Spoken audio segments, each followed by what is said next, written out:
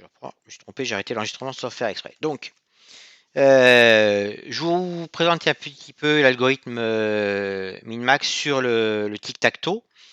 Donc, je pars d'une situation qui est là complètement à gauche là de l'écran, qui est une situation donc à la fin du jeu. Et on va dire que c'est au joueur qui a les croix de jouer. Et donc, il a deux possibilités de jouer.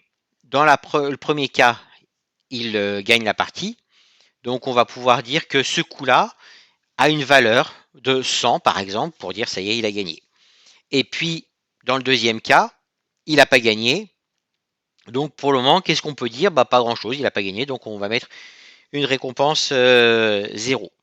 D'accord?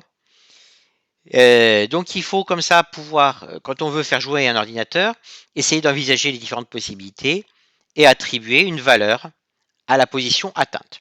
Alors ça marche bien pour un coup, mais après, on peut se poser la question, je remonte un petit peu en arrière, et là, donc cette fois-ci, c'est à rond de jouer, et à nouveau, il a 3 emplacements possibles. Mais dans aucune de ces situations, il gagne. Alors, comment je vais faire pour savoir quel coup jouer? Et bien, peut-être que je pourrais regarder ce qui va se passer le coup d'après. D'accord? Et le coup d'après, on voit bien que dans le premier cas, Croix peut jouer à deux endroits qui apportent pas, qui ne permettent pas de terminer la partie. Dans le deuxième cas, Croix a une solution qui lui permet de gagner la partie. Donc évidemment, pour Rond, c'est un très mauvais choix. C'est pour ça que je mets une récompense de moins 100. Et puis, dans le dernier cas, à nouveau, il y a une possibilité pour Croix de terminer la partie, ce qui vaut à nouveau une une récompense de moins 100 pour Rond. D'accord? Alors, si je reviens, oui, parce que voilà.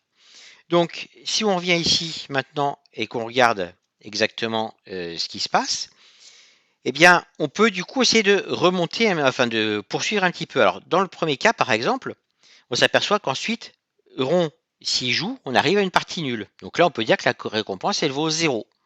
Dans le deuxième cas, Rond a une possibilité de jouer ici en bas à gauche. Et donc, ça veut dire que la récompense, cette fois-ci, elle vaut 100. Et puis, je termine ici les derniers cas. Donc, dans le cas qui était là, qui n'était pas fini, Rond peut jouer et à nouveau ici, gagner avec 3 lignées, donc une récompense de 100. Et dans le dernier cas, si Rond joue ici, récompense de 0. D'accord? Donc là, en fait, je suis allé jusqu'au bout de la partie. Et dans tous les cas qui étaient des cas terminaux, donc soit parce que tout a été mis, soit parce qu'il y a eu une victoire prématurée, j'ai pu calculer de récompense par rapport à Rond. D'accord? Maintenant, qu'est-ce qu'on va déduire de ça? Eh bien, on va se dire qu'a priori, quand c'est à Rond de jouer, il va choisir le coup qui est le meilleur pour lui. Donc là, de toute façon, à chaque fois, il n'y avait qu'un seul coup possible. Donc, je vais finalement pouvoir dire que la récompense de cette situation-là, c'est la récompense de la situation à laquelle ça me mène. D'accord? Et puis maintenant, là, c'est à Croix de jouer à cet endroit-là. Et donc, Croix, a priori, va jouer le coup qui pour lui est le meilleur. Donc le coup qui pour lui est le meilleur, c'est celui qui fournit la moins bonne récompense à Rond.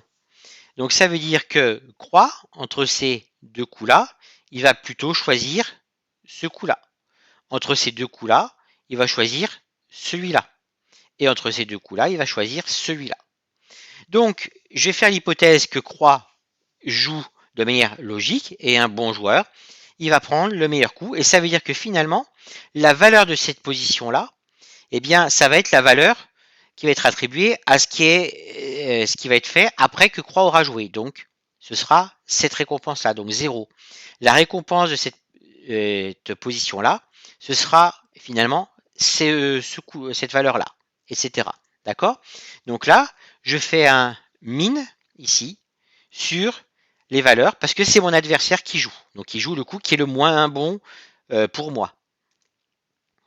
Et donc comme ça, je peux faire remonter les valeurs de récompense. Et puis là, c'est moi qui joue. Donc je sais qu'a priori, cette position-là va m'amener à une situation qui est une récompense 0. Et ces deux coups-là vont m'amener à des situations avec des récompenses de moins 100. Donc moi, à nouveau, je suis plutôt mon intérêt, c'est de gagner. Donc, ou en tout cas de ne pas perdre. Donc là, je vais faire prendre le coup qui m'amène à la position qui a la plus forte récompense attribuée. D'accord? Donc ici, je vais, moi, choisir la position qui m'amène au max. Donc je vais choisir ceci. D'accord? Donc ça, c'est le principe de l'algorithme min-max illustré sur quelques cas de tic-tac-toe. Alors, je reviens sur la bonne fenêtre. Voilà. Et donc, si on revient en arrière, on regarde. Donc, au coup 8, c'était à croix de jouer, donc j'ai choisi un min. Au coup 7, c'était à rond de jouer, j'ai choisi un max. Et puis, si je remonte, au coup 6, comme c'est à croix de jouer, je vais choisir un min. Au coup 5, je vais choisir un max, etc. Donc, en fait, on observe qu'on va faire, pour évaluer la valeur d'une situation, on va faire une alternance de choix min et max. Et c'est pour ça que cet algorithme-là, on l'appelle l'algorithme min-max. Alors maintenant, est-ce que c'est faisable? Si je prends le problème du tic-tac-toe, au coup 1, j'ai 9 positions possibles, d'accord? Puisque ma grille, elle fait 3 par 3. Au coup 2, ou souvent on parle de demi-coup, il reste plus que 8 places, donc mon adversaire, il n'a plus que 8 coups possibles. Au coup 3, j'ai plus que 7 coups possibles, etc. Jusqu'au coup 9 où j'ai une position possible. Donc, au final, j'ai factoriel 9 possibilités. Ça fait donc un peu plus de 300 000 situations à calculer. Ça se fait assez vite, d'accord? D'autant plus qu'il y en a moins parce qu'il y a des victoires prématurées qui permettent du coup d'aller moins loin dans l'exploration. Dès qu'il y a 3 croix ou 3 ronds alignés, ça ne sert à rien d'aller plus loin. Donc, sur un jeu comme Tic-Tac-Toe, c'est tout à fait faisable. Maintenant, si on prend un jeu comme le Go, alors le Go, je ne sais pas si vous connaissez, mais on joue sur un plateau alors qui est constitué de lignes, et on a 19 lignes dans un sens, 19 lignes dans l'autre, et on joue sur les intersections des lignes. Donc, et puis, on peut jouer n'importe où, à quelques exceptions près. Ce qui veut dire qu'au premier coup, j'ai 361 possibilités, 19 au carré. Au deuxième coup, il y a une case qui a été prise sur laquelle je ne vais pas pouvoir jouer, donc il me reste 360 possibilités. Au troisième coup, j'ai une possibilité de moins, etc. Donc si on va prendre l'exemple d'une partie qui se joue en 100 coups, et puis on ne prend pas en compte le fait qu'il peut y avoir des prises au go, eh bien vous avez ici le petit nombre de situations à calculer, et on se rend bien compte que là c'est totalement impossible. Alors pour répondre à la question qui me posée, oui, on pourrait effectivement utiliser la programmation dynamique pour le jeu comme le Morpion, mais ça va parce qu'on a un nombre de situations assez limité quand on a un... Et puis que c'est... Du coup, on va aussi avoir plus de cas où on peut avoir des grilles antiques. Quand on joue sur un jeu, ne serait-ce que comme les échecs, et si on veut aller loin dans la profondeur, on ne peut pas mémoriser toutes les situations et utiliser de la programmation dynamique pour éviter de recalculer des choses qui ont déjà été faites. Voilà, donc on voit bien maintenant que sur le problème du Go, eh bien, c'est totalement infaisable cette fois-ci d'utiliser l'algorithme min-max jusqu'à la fin du déroulement de la partie. D'accord? Et c'est ce qui fait que jusqu'à très récemment, les algorithmes qui étaient utilisés, qui permettaient de faire gagner des ordinateurs aux échecs, aux dames ou autres, qui reposent en fait sur du min-max amélioré, étaient totalement inefficaces sur le Go. Et c'est qu'à partir du moment où on a eu un autre type d'algorithme qui est né et qui repose sur le deep learning qu'un logiciel comme AlphaGo a pu d'un seul coup battre les meilleurs joueurs de Go au monde. Alors si on regarde sur Othello, maintenant, alors Othello, au cas où vous ne connaîtriez pas le jeu de Othello, je vous ai mis, tiens oui d'ailleurs j'ai oublié de vous dire ça, je vous ai préparé une petite page ici où vous pourrez retrouver après les supports et puis les différents codes que je vais vous présenter. Et je vous ai mis ici un lien vers une vidéo qui vous présente la règle d'Othello en très peu de temps, en 1 minute 30. Et donc juste pour vous montrer un tout petit exemple du principe d'Othello, je vous ai mis un endroit. Donc pour ceux qui ne connaîtraient pas Othello, on joue sur un plateau ici avec des pièces qui sont recto verso, noir d'un côté, blanc de l'autre. Il y a un joueur qui a les noirs, un joueur qui a des blancs. Et quand on joue une pièce, on va la jouer à sa couleur sur une case et on va retourner toutes les pièces qui sont de l'adversaire qui sont encadrées par la pièce qu'on vient de poser et une autre pièce à nous. Donc là, on regarde ici, le joueur noir va jouer sur la case qui est ici. Et donc, comme il y a une pièce noire ici, une pièce noire ici, eh ben, il va retourner cette pièce blanche et cette pièce blanche. Il pourrait y avoir plus d'une pièce dans l'alignement, on retourne tout, d'accord?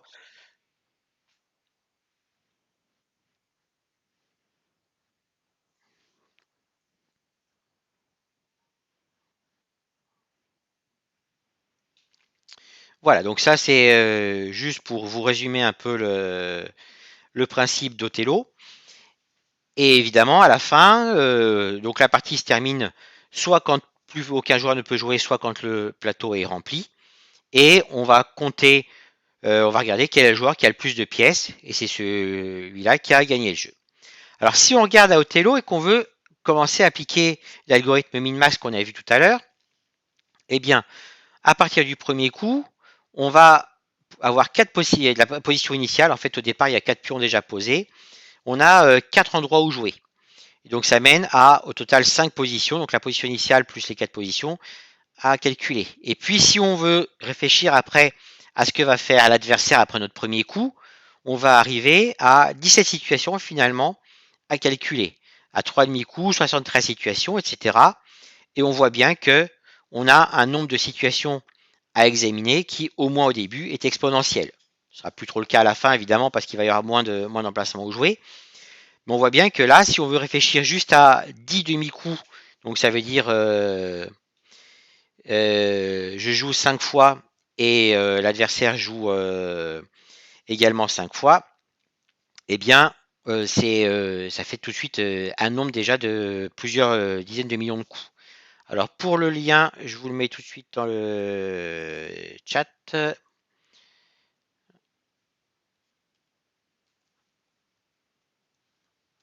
Voilà. Et donc, je reviens ici. Donc on voit que si on voulait appliquer l'algorithme min-max et aller jusqu'à les 64 demi-coups, enfin 60 demi-coups à jouer, d'accord, le plateau il fait 64 cases, mais il y a 4 pions placés au départ, eh bien ce serait totalement impossible. Donc l'algorithme min-max, on ne peut pas le dérouler jusqu'au bout sur beaucoup de jeux quand on a pu le faire sur Tic-Tac-Toe.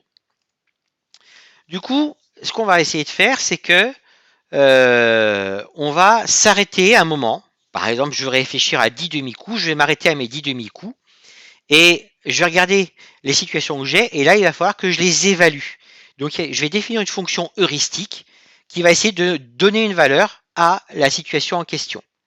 Alors, cette fonction heuristique, elle est évidemment très importante dans la détermination du niveau du programme.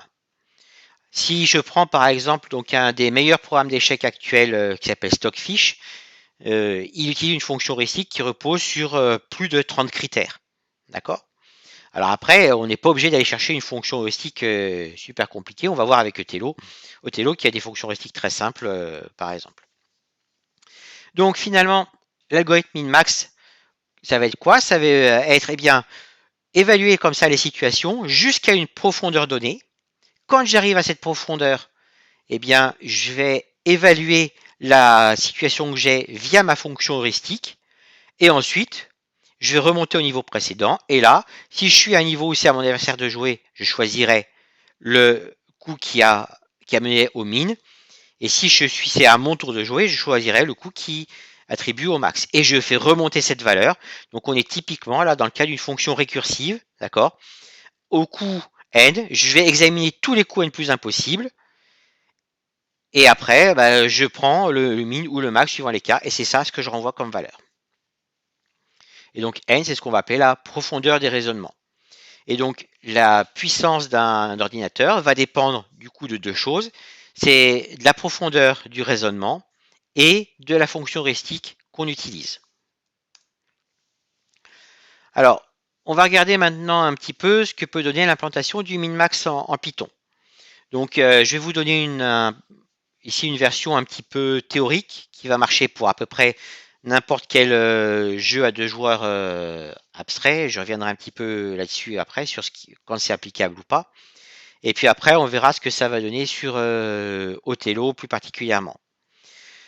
Donc, je vais supposer que j'ai jeu, qui est une variable qui va contenir une donnée du type jeu, et avec un J majuscule. Et jeu, c'est une classe qui représente une situation de jeu et qui va proposer notamment ce qu'on va appeler un constructeur de copie. C'est-à-dire que son constructeur, il doit me permettre de copier, de créer un nouveau jeu qui est similaire au jeu précédent.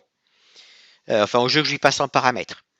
Je vais avoir une méthode temps-et-coup qui va jouer un coup sur une copie du jeu que je lui passe. D'accord? Donc ça va pas modifier le jeu que je lui passe, mais ça va me renvoyer ce qu'aurait un nouveau jeu qui serait ce que j'ai obtenu si j'avais joué le coup que je passe en paramètre à tenter jeu. Et puis j'ai une méthode liste coup qui me renvoie la liste des coups possibles dans l'état courant. D'accord? Donc voilà un petit peu le minimum vital de ma classe jeu. Et puis, je vais également supposer que j'ai une fonction heuristique, qui est une fonction qui prend en paramètre un jeu et un joueur, et qui me renvoie la valeur du jeu pour le joueur donné. Et puis au départ, j'ai supposé que quand j'appelle la fonction, la profondeur courante est à 1. Oui, ma fonction min-max, j'ai oublié d'en parler, elle arrive juste après. Donc ma fonction min-max, je vais l'appeler en lui passant un jeu, un joueur, et elle va essayer de me renvoyer. Et puis la profondeur jusqu'à laquelle je veux aller, et elle va du coup me dire quel est le coup le meilleur dans la situation courante. Alors, dans la version que je vous propose, histoire d'alléger un petit peu, je n'ai pas géré les victoires et défaites prématurées, ni la gestion des situations bloquées, c'est-à-dire quand d'un seul coup, il n'y a plus aucun des deux joueurs qui peut jouer. D'accord? Dans la version actuelle, si ça s'arrive, mon nombre, en fait, finalement, il bouclerait pas parce que je limite quand même sur la profondeur. Donc, qui est la fonction min-max, elle prend en paramètre, comme je disais, une position, donc si vous voulez l'état du jeu, le joueur, la profondeur courante, pourquoi? Parce que ça va être une fonction récursive, donc il faut que je sache où j'en suis, la profondeur max, pour que je sache quand m'arrêter, et puis la fonction heuristique que je vais pouvoir appliquer sur une situation pour savoir quelle est la valeur de ma situation courante. Donc ça, c'est les données d'entrée ici de ma fonction min-max, et en sortie, elle va me donner la récompense associée, enfin la suite de coups menant à la position finale retenue finalement, et puis la récompense associée à cette position finale. Donc si je reviens sur mon tic-tac-toe au départ, ici, là, ça m'aurait donné le fait que j'ai choisi de prendre ce coup-là, puis ce coup-là, puis il faut que je revienne un petit peu plus en arrière. Voilà, ça m'aurait dit, il faut prendre ce coup-là, puis ce coup-là, puis ce coup-là, et la récompense finale, c'est 0. Voilà ce que doit me renvoyer ma fonction min-max. Alors, je reviens où j'étais. Voilà. Alors, cette fonction min-max, l'algorithme est à peu près le suivant. Donc, si j'atteins la profondeur max, d'accord, c'est-à-dire que je n'ai pas allé plus loin, eh bien, je vais évaluer la valeur de ma position grâce à ma fonction heuristique ici, qui est un paramètre de min-max. Alors, si vous ne voulez pas passer des paramètres, des fonctions en paramètres, vous pouvez très bien ne pas mettre heuristique ici et l'appeler directement si elle est définie dans le même fichier. Mais là, la passer en paramètres, ça me permet d'avoir un min-max que je peux appeler avec différentes fonctions heuristiques. Et puis, forcément, j'ai pas de coup à faire. Donc là, c'est la liste vide, d'accord, puisque j'ai terminé. Et donc, je renvoie, dans ces cas-là, coup à réaliser, donc rien du tout, et la récompense que j'ai calculée. Sinon, eh bien, je vais déterminer la liste des coups possibles. Et là, deux possibilités. S'il n'y a aucun coup possible, alors je dis que je passe à la profondeur suivante, je change de joueur, et je relance l'algorithme min-max dans la nouvelle situation. Sinon, je détermine le coup à revenir, je définis la valeur de retour adéquate, et je renvoie au final, dans tous les cas, la valeur de retour que j'avais retenue ici. Donc si on transforme ça en Python, le fait que j'ai atteint ma profondeur maximum, ça se traduit par le fait que mon nouvel appel ici a passé une profondeur qui est supérieure à la profondeur max. Du coup, ici, tout simplement, j'ai dit que retour, c'est la liste vide, d'accord, et la valeur de la fonction heuristique pour l'état courant du jeu avec le joueur courant. Voilà ce que sera ma valeur de retour. Sinon, pour déterminer la liste des coups, eh bien, je vais appeler la méthode liste coups ici sur mon jeu. Ça me retourne donc ici une liste de possibilités. Si aucun coup possible, donc c'est si ma liste est vide, eh bien, j'augmente la profondeur. Enfin, je calcule ici, enfin, je fais une copie du jeu dans l'état actuel, mais sur cette copie, je change le joueur courant. Oui, donc je dois avoir une méthode changer joueur aussi dans ma classe jeu, j'ai oublié de préciser. Et je rappelle mon algorithme min-max sur la copie ici de mon jeu, donc pour laquelle le joueur courant a changé. Je reprécise ici le joueur pour lequel je fais l'évaluation et je dis que je suis à la profondeur n plus 1. D'accord? Et au final, la valeur du retour, ce sera le fait que là, j'ai pas pu jouer, donc je mets none pour le symboliser, suivi de la liste de coups que m'a renvoyé min-max pour la suite et la récompense qui m'a été renvoyée. D'accord? Dans ce cas-là, j'ai pas de choix à faire puisque j'ai pas pu jouer. Sinon, donc s'il y a des coups possibles, alors ça, on va le voir sur le transparent d'après parce que ça tiendrait pas. Et à la fin, évidemment, je renvoie ici retour, donc qui est le couple liste de coups à jouer et valeur de la position atteinte. Donc maintenant, il nous reste à déterminer, à détailler cette partie-là. Donc, pour ça, qu'est-ce que je vais faire? Eh bien, pour chaque coup possible, je vais lui associer la situation qu'il permet d'atteindre. Et puis, après, si c'est le tour du joueur courant, je vais retenir l'enchaînement qui mène à la meilleure récompense. Sinon, si c'est le tour de l'autre joueur, je vais retenir l'enchaînement qui correspond à la pire récompense. Donc, pour associer à chaque coup la position qu'il permet d'atteindre, ici, j'utilise un map, d'accord, ici, pour dire qu'à chaque coup, ici, qui est dans mon ensemble possibilité, j'associe le coup et la position qu'il permet d'atteindre. D'accord? Si vous voulez que je revienne sur map pour que j'explique ça, je peux le faire, il n'y a pas de souci. Je peux aussi revenir plus tard si vous voulez. Mais disons que ce qu'il faut comprendre, c'est qu'après ça, dans situation possible, c'est une liste de couples, le coup et la position à laquelle il mène. D'accord?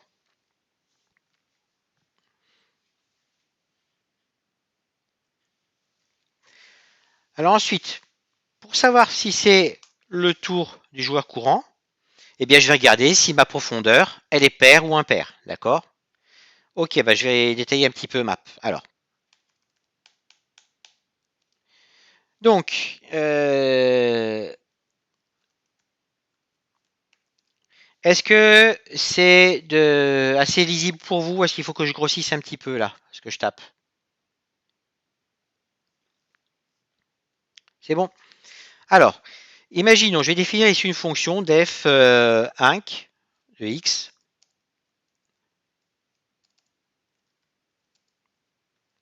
qui renvoie x plus 1. D'accord? Donc je peux faire inc de 2, ça fait 3, inc de 5, ça fait 6. La fonction map, alors je vais y revenir après, je la mets dans un liste ici. Elle me permet d'appliquer une fonction à tous les éléments d'une liste. Donc là, je vais définir L1, par exemple, comme étant 4, 7, 9. Voilà. Donc L1, c'est bien x4, 7, 9. Eh bien, si je fais L2 égale map de inc, L1, et que j'affiche L2, pardon, j'ai dit qu'il fallait que je mette liste, j'ai oublié. Voilà, si j'affiche L2, on voit que L2, c'est 5, 8, 10. Autrement dit, L2, ici, c'est la liste obtenue en appliquant la fonction inc à chacun des éléments de L1. D'accord? 4 est devenu 5, 7 est devenu 8, 9 est devenu 10.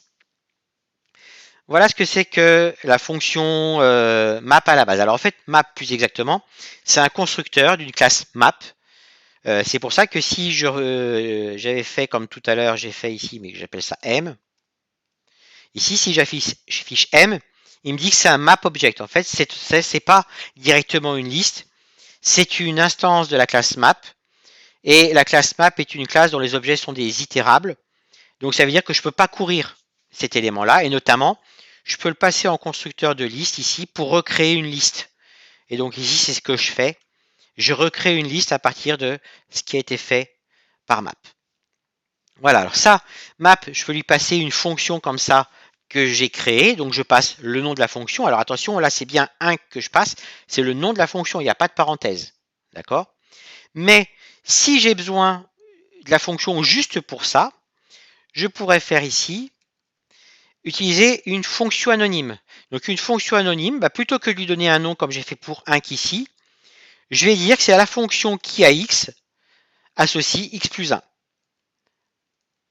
D'accord? Ça, c'est exactement comme si en maths, je disais la fonction qui a x associe x plus 1.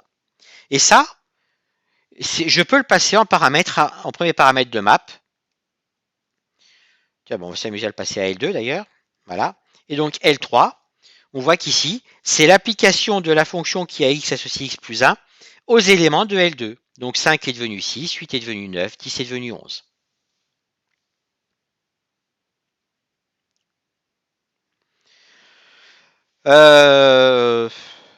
Une compréhension, oui, tout à fait. On aurait pu utiliser ici une liste en compréhension en disant que c'était l'ensemble des couples je tentais, enfin des coups et puis je point tenter coup de coup, for coup une possibilité. Tout à fait. Après, c'est vrai que j'ai plus l'habitude des langages fonctionnels que de Python, donc j'ai plus un réflexe map qu'un réflexe compréhension, mais on aurait tout à fait pu utiliser une définition en compréhension. D'accord? Donc après, c'est pareil, hein, ce que je vous mets là comme code, c'est du code qui est pour vous, que je vous explique. À vous de l'adapter ensuite si vous voulez le faire utiliser à ce que vous avez présenté à vos élèves, à ce qu'ils savent. Donc c'est vrai que par exemple, map, c'est vraiment pas du programme de NSI. Donc vous pouvez soit le transformer en une boucle, soit effectivement passer par une définition en compréhension. D'accord? Zip en Python, je le connais pas. Je le connais en Haskell, mais en Python, enfin, c'est pas tout à fait zip.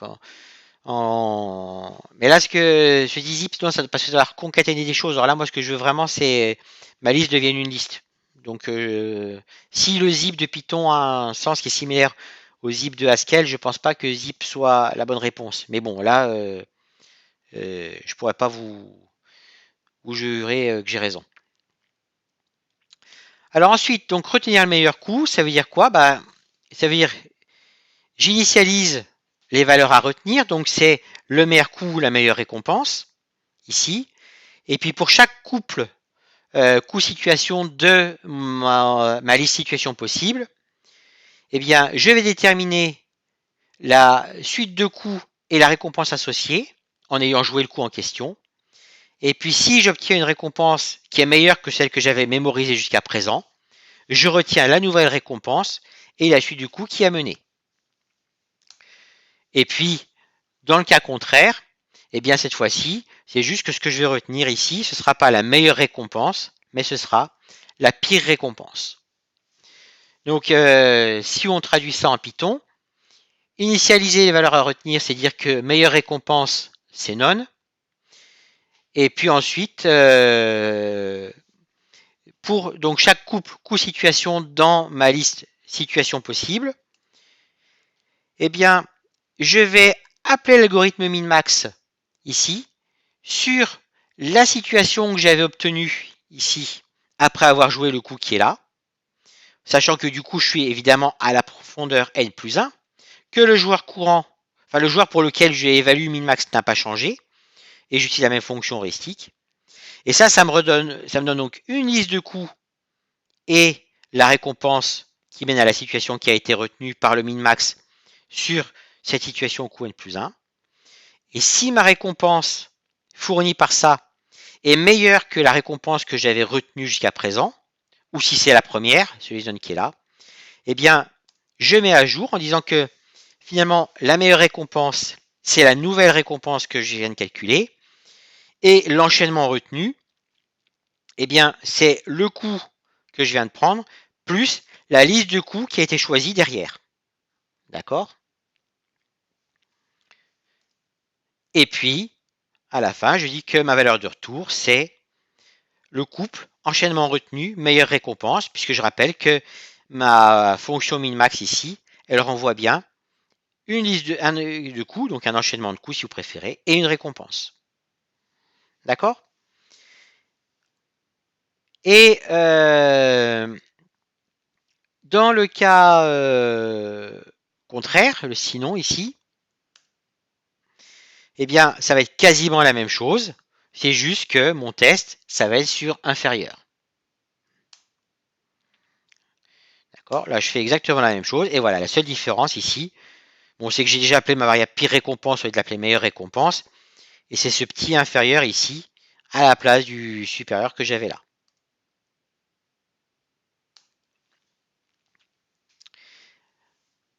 Voilà.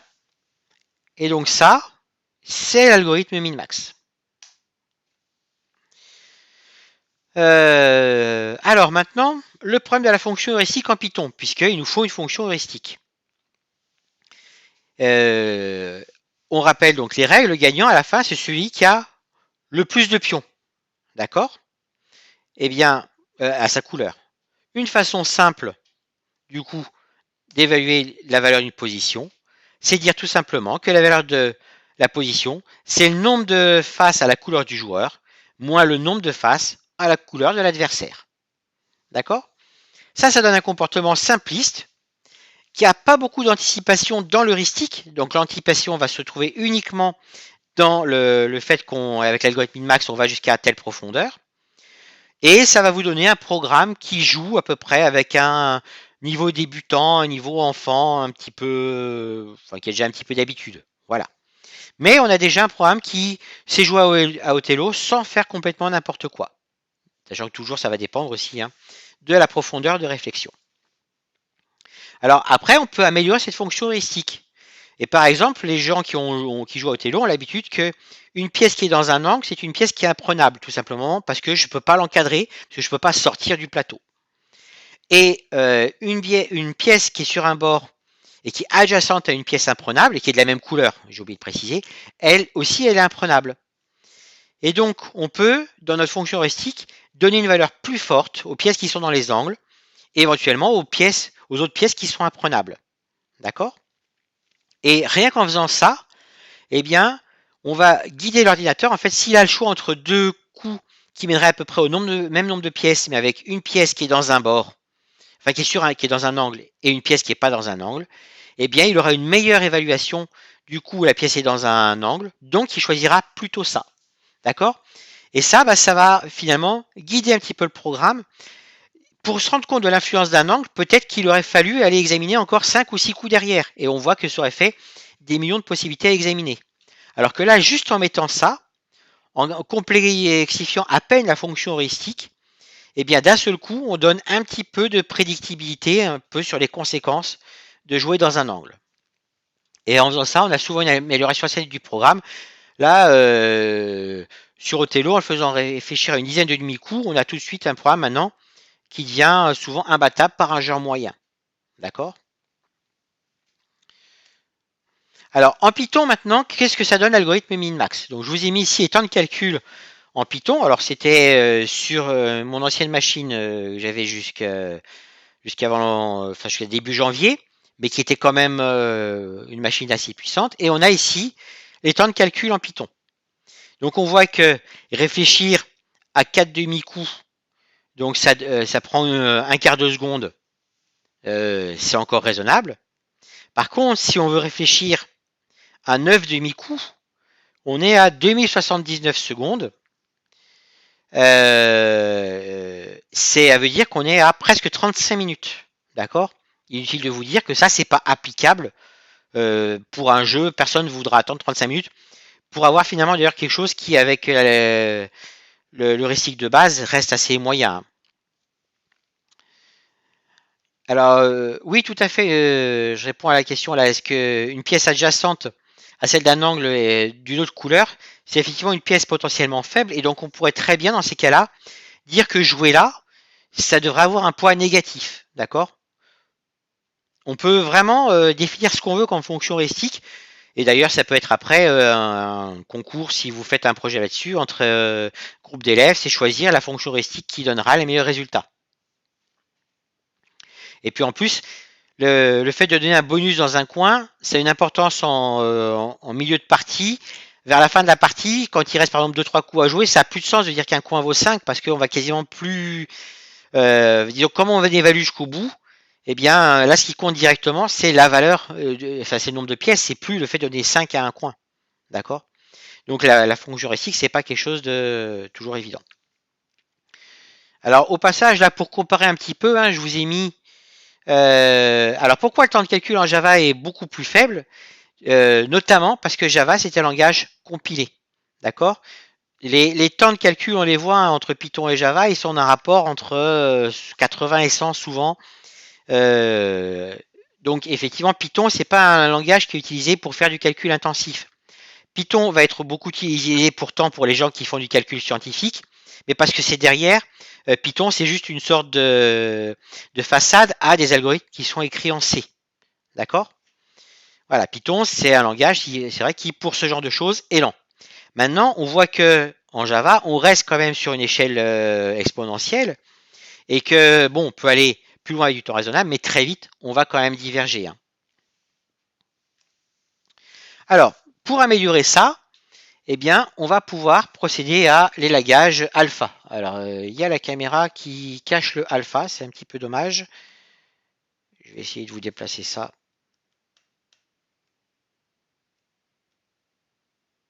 Voilà. Pardon, c'est pas le bon truc que je déplace, c'est ça. Voilà, comme ça vous voyez bien qu'il y a écrit alpha. Donc, je reviens ici sur le principe de l'élagage alpha. C'est quoi? Eh bien, je suis dans une situation, par exemple, où c'est à moi de jouer. Donc, je vais faire un max entre les 4 situations possibles, en supposant que là, j'ai 4 coups possibles. D'accord? Ces 4 coups vont me donner les valeurs V1, V2, V3, V4. A priori, je vais faire un max. Bon, si je creuse, en fait, V1 ici, lui, il devait faire un min, puisque là, c'est à l'adversaire de jouer, et entre deux situations qui sont à la fin de mon arbre, ici, et celle-là, j'ai évalué à 8, celle-là, j'ai évalué à 4. Du coup, mon algorithme min-max, ici, il va au départ me dire là, bah, je remonte 8, là, je remonte 4. Comme je fais un min, c'est que V1 vaut 4. D'accord? Maintenant, il se trouve qu'ici, je fais un max. Ça veut dire que, eh bien, je sais que mon V0 ici, il sera forcément supérieur ou égal à V1. Donc, comme V1 vaut 4, je sais que V0, il est supérieur ou égal à V4. D'accord? Maintenant, j'évalue ce qui se passe si je joue le coup 2. Donc, le coup 2, il me fait un min ici entre trois situations. La première ici, je l'évalue à 2. Donc j'ai un 2 qui remonte. D'accord? Et ça veut dire que comme je fais un min, V2, qui est la valeur que je vais donner pour tout ça, elle sera forcément inférieure ou égale à 2. D'accord? Et si on regarde par rapport à ce que j'avais prévu, comme V2, enfin V0 ici sera supérieur ou égal à 4 et que la valeur que je vais faire remonter ici, elle sera forcément inférieure ou égale à 2, c'est-à-dire que je sais qu'ici, eh bien, je ne vais pas retenir ce qui a été renvoyé par ça. D'accord? Parce que ce sera forcément une valeur qui est plus petite que ce que m'a envoyé ça. Autrement dit, les autres situations que j'ai là derrière, eh ben, j'ai pas besoin de les examiner. D'accord? Je vais pouvoir ici couper, élaguer mon arbre de calcul en disant que toute cette partie-là, ça sert à rien que j'aille la calculer.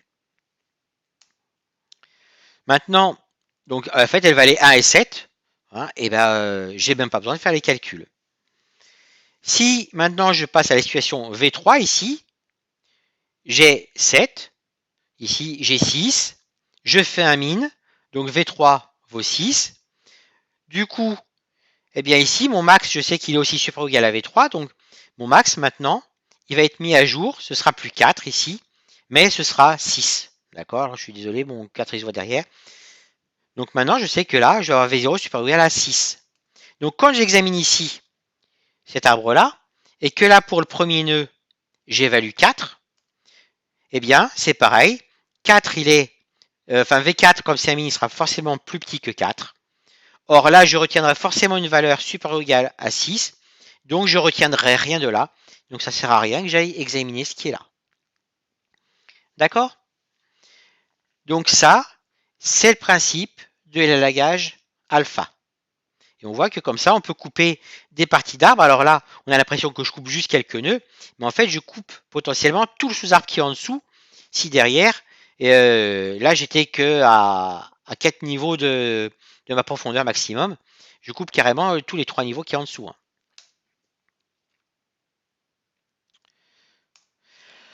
Donc, comme on appelle ça l'élagage alpha, bah, tout simplement, dans notre fonction min-max, on va rajouter un paramètre alpha qu'on initialise à moins l'infini. Et ici, chaque fois que je remonte, eh ben, je mets à jour alpha. Et ce alpha, je le transmets à mes fils, ici. Donc là, je transmets alpha. Et là, chaque fois que je fais remonter une valeur, si cette valeur elle est plus petite que alpha, eh bien, je coupe. D'accord? Et là, c'est pareil, je repasse mon alpha. Et si j'ai une valeur et après qui remonte, comme là, je vais faire remonter 6, et cette valeur est plus grande que alpha, alors là, je modifie alpha. D'accord? Voilà, donc ça, c'était l'élagage alpha, qui se fait quand je suis au niveau d'un nœud max et qu'après, j'ai des nœuds min. Mais on a la réciproque, qui est ce qu'on va appeler l'élagage bêta. Alors là, je vous remontrerai, voilà, donc grosso modo, j'évalue plus que les nœuds verts et plus les nœuds rouges. L'élagage bêta, donc c'est quand je n'ai un nœud min ici et en dessous des nœuds max. Et bien là, ça va être le fonctionnement symétrique. C'est-à-dire qu'ici, je vais faire monter la valeur la plus forte que j'ai trouvée jusqu'à présent. Comme c'est un min, je sais que si un max ici me renvoie une valeur plus forte, eh bien, cette valeur ne sera pas retenue. Donc ici, j'ai passé un bêta qui valait 4. 5 est inférieur à bêta. Je ne retiens pas. Ici, j'arrive là. Je vais avoir un 3 ici qui va remonter. Donc mon bêta change et il passe à 3. Et donc comme là j'ai un bêta à 3, du moment que là je trouve quelque chose qui est plus grand que bêta, je coupe. D'accord? Voilà, et donc quand on applique les deux ensemble, élagage alpha et élagage bêta, on appelle ça l'algorithme alpha-bêta. Donc en fait c'est le min-max coupé. Alors ce qu'il faut bien voir, hein, c'est que c'est vraiment ce sont des coupures, les élagages alpha et bêta, qui ne changent en rien le résultat du min-max. J'obtiens exactement ce que j'ai obtenu avec un min-max, mais en évaluant beaucoup moins de positions. Alors si on regarde justement ce que ça donne ici, je vous ai mis le nombre de situations à évaluer avec min-max et le nombre de situations à évaluer avec alpha-bêta. Vous avez ici les chiffres et vous voyez graphiquement ce que ça donne. D'accord? Et on voit bien que on a clairement un grand changement de rapport. Hein. Donc du coup, pour qu'on voit mieux ça, je vous l'ai transformé en échelle logarithmique. Et on voit bien que en échelle logarithmique, le rapport est très très différent et continue d'augmenter. D'accord? Et donc finalement, là, pour réfléchir à 10 demi-coups, eh bien, je vais avoir ici 107 000 situations. C'est-à-dire que je suis à peu près entre à peu près cette situation. Donc je peux gagner comme ça 3, à peu près 3 demi-coups. Ce qui forcément fait que je vais améliorer ma vision parce que je vois de plus en plus loin de ce que je fais avec un même temps de calcul. D'accord?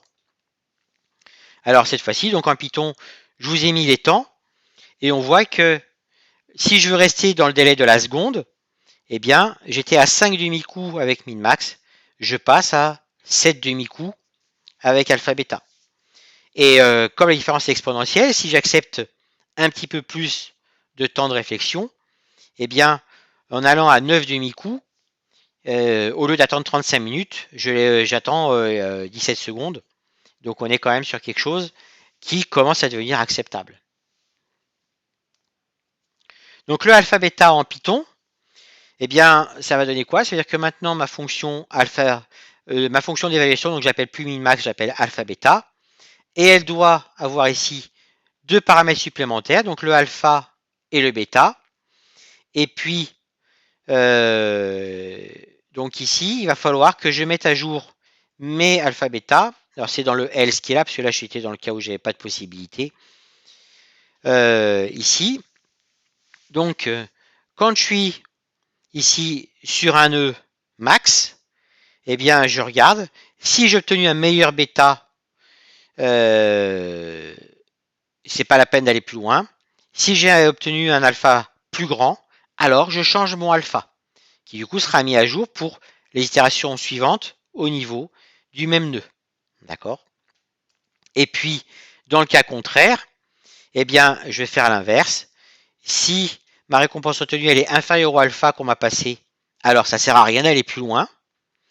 Si ma récompense obtenue elle est inférieure au bêta qu'on m'a passé, alors je mets mon bêta à jour. D'accord? Et à nouveau, il sera du coup retenu pour les nœuds frères. Voilà. Alors, alpha bêta, est-ce que c'est utilisé? Est-ce que ça s'applique? Donc, si je reprends Stockfish dont je vous ai parlé, c'est clairement un programme qui repose sur alpha bêta. Et c'est actuellement un programme qui bat n'importe quel champion du monde d'échecs. Bon, évidemment, c'est pas un alpha bêta de base. Il y a des optimisations, il y a le fait qu'il a une mémoire colossale, donc ça lui permet de retenir plein de coups, d'avoir les bibliothèques d'ouverture, ce genre de choses, de connaître par exemple toutes les situations finales avec 3 pièces par exemple. Voilà. Et puis éventuellement aussi, il a une implantation qui est paralysable jusqu'à 128 cœurs. Donc voilà aussi pourquoi Stockfish, dans un temps raisonnable, réussit à battre un joueur d'échecs. Mais le principe, c'est quand même un alpha bêta. Comme je vous l'ai présenté tout à l'heure sur le Go, alpha bêta, ça reste inapplicable pour un jeu avec comme ça un très large arbre de possibilités. Et puis, c'est un algorithme qui va pouvoir être applicable tel quel sur des jeux à information complète. Ça veut dire quoi? Ça veut dire que je connais toute la situation du jeu. Si je veux jouer à un jeu de cartes où du coup il y a un des adversaires qui a ses cartes en main et je ne sais pas ce qu'il a comme carte en main, eh bien ça devient plus difficile. Il faut à ce moment-là éventuellement émettre des probabilités, retenir les cartes que l'adversaire peut avoir en main en fonction par exemple des cartes qui ont été jouées ou pas, etc. Donc on peut appliquer un alpha bêta, mais à ce moment-là, il faut rajouter pas mal d'heuristiques sur ce qui est éventuellement possible. D'accord? L'alpha bêta est aussi applicable tel quel pour des jeux à 2 joueurs. Si on est sur des jeux à plus de 2 joueurs, c'est applicable aussi, mais ça va être un petit peu plus compliqué. Il faut juste bien voir ce que chacun des joueurs peut faire. L'exploration, vous voyez, on a tout un arbre de possibilités à explorer. Est-ce qu'on va faire une exploration en largeur ou en profondeur? Le parcours en profondeur, il a un petit inconvénient, c'est que souvent, quand on paramètre un jeu, on définit son niveau de réflexion par un temps de réflexion qu'on donne à l'ordinateur. Et quand on réfléchit en profondeur, on ne sait pas trop du coup jusqu'à quelle profondeur aller dans le temps imparti. Donc on pourrait se dire, du coup, on va plutôt s'orienter sur un parcours en largeur. Par contre, le problème du parcours en largeur, c'est que c'est le nombre de situations à retenir, parce que comme du coup il faut qu'on mémorise petit à petit toutes les couches et qu'on a une croissance souvent qui est exponentielle du nombre de couches à retenir par rapport à la position initiale, eh bien il faut une mémoire colossale. Voilà, donc ça c'était grosso modo pour les principes. Maintenant pour revenir un petit peu à ce que ça donne au niveau du code. Donc je vous ai mis ici par exemple à quoi peut ressembler la classe Othello. Alors c'est pareil, est-ce que c'est lisible? Ou il faut que je grossisse? C'est lisible, d'accord. Donc, j'ai défini ici une classe pièce que je peux créer. Alors j'étais pas obligé d'aller jusque-là, hein, et une pièce, donc je peux éventuellement la retourner. Donc c'est changer sa couleur, elle passe de noir à blanc et inversement. J'ai une méthode est opposée qui me permet de savoir si une pièce est opposée à une couleur donnée. et S semblable qui me permet de savoir si une pièce est de la même couleur qu'une pièce donnée. J'ai également une classe case qui pourra contenir une pièce ou pas. Et je peux savoir du coup si ma case est occupée ou si elle est vide et connaître le contenu de la case. J'ai défini aussi les coordonnées valides ici, donc ces rangs valides. Je considère que mon plateau, je le représente par des cases numérotées des 0 à 7 dans les deux directions.